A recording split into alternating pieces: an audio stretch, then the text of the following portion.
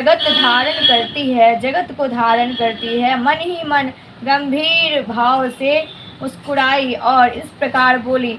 देवी ने कहा, दूत, तुमने सत्य कहा है, जिसमें इसमें तनिक भी मिथ्या नहीं है।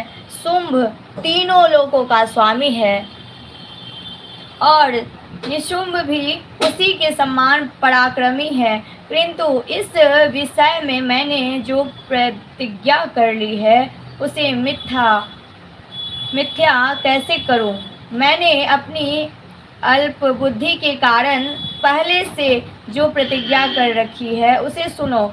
जो मुझे संग्राम में जीत लेगा, जो मेरे अभिमान को चूर्ण कर देगा तथा संसार में जो मेरे समान बलवान होगा वही मेरा स्वामी होगा।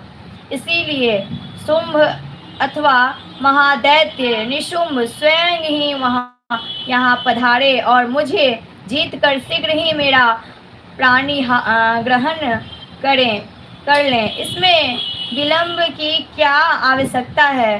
दूत बोला, देवी, तुम घमंड में भरी हो, मेरे सामने ऐसी बातें करना